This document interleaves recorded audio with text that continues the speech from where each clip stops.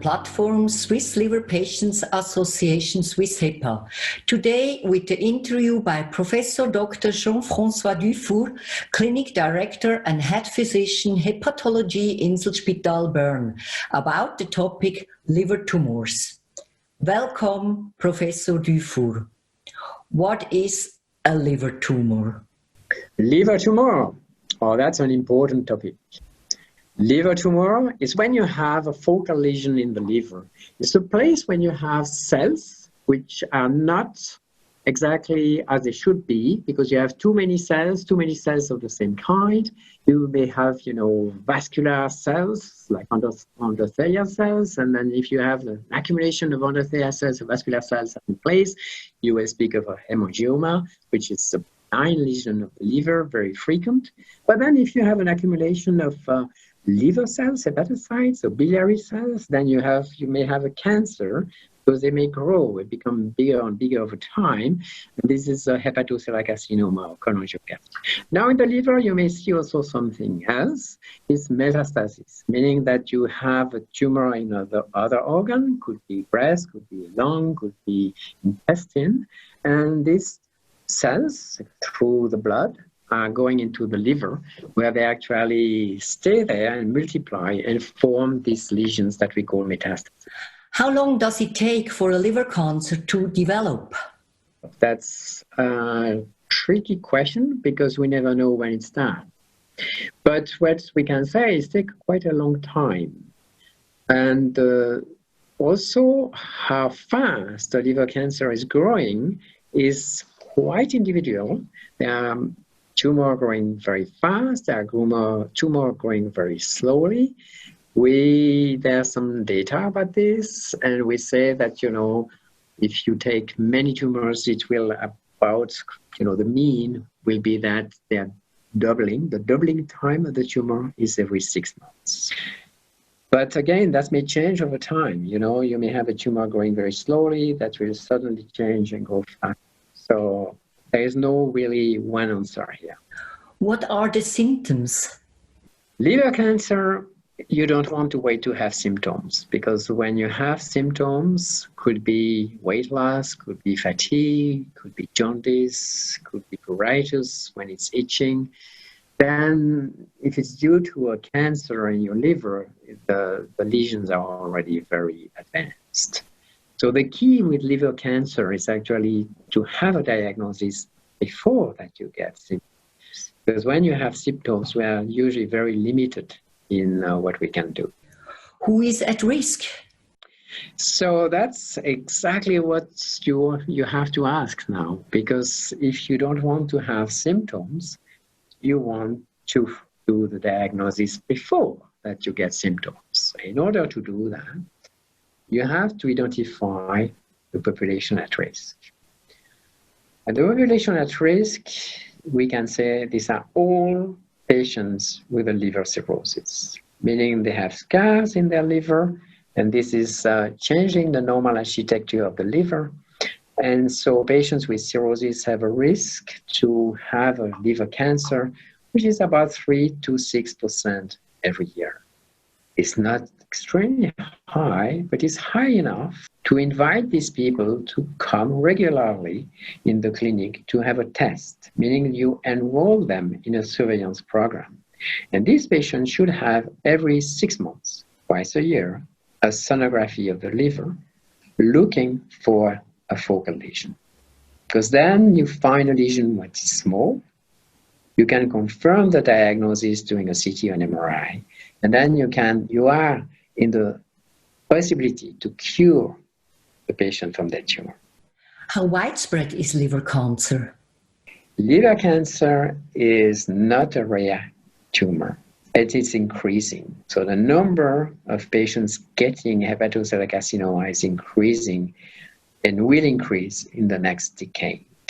It's not very well known in the general population. When I see patients and their family and we discuss liver cancer, they know very little about it because they don't read about it in the media.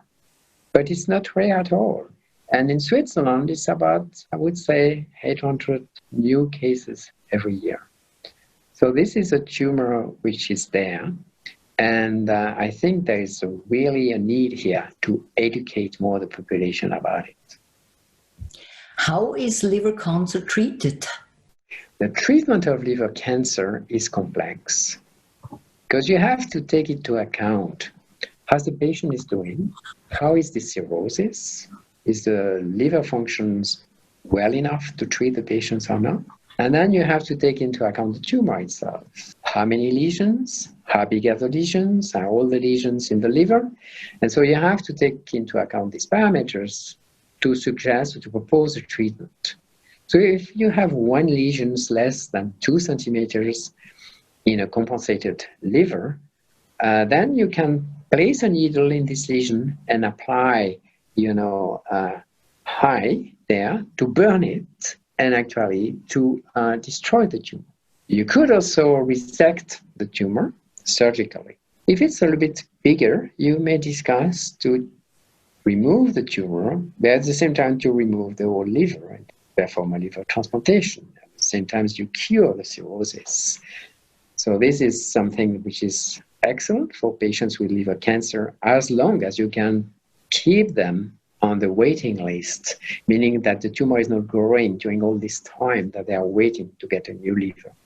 Now, if the tumor is a bit bigger, you may discuss embolization, meaning that you will close the vessels feeding the tumor. So you go with a catheter in the artery, you find the small arteries feeding the tumor, and here you will place small beads to close the vessels. And this is something that's worked very well, embolization.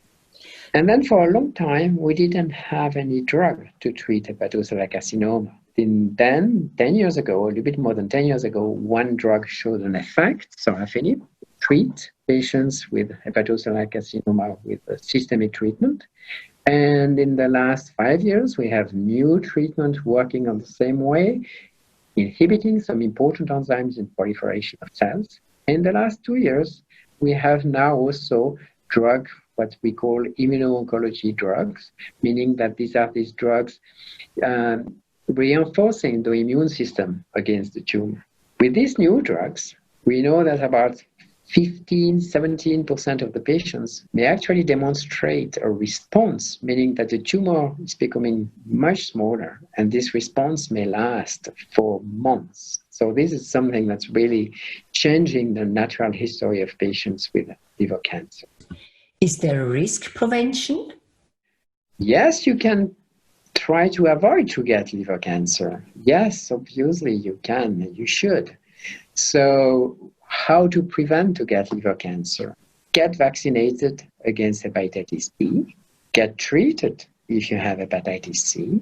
Don't drink too much. And here I will not give any number because it's very individual, but it's important not to drink daily and to drink, maybe in certain circumstances, but certainly not every day. And what is very important now, which we see all the time, is that patients overweight, patients with obesity, patients with diabetes are at a high risk to get liver cancer. So this is a population which is this is the one which is growing in terms of numbers.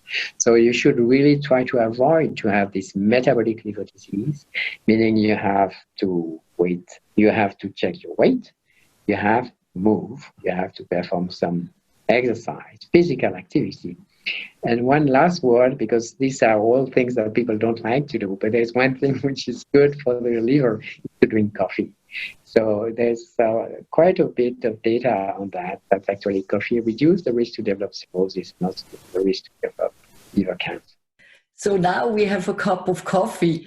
Thank you very much, Professor Dufour, for your understandable and helpful interview, which can be an additional important source of information for patients. Thank you very much.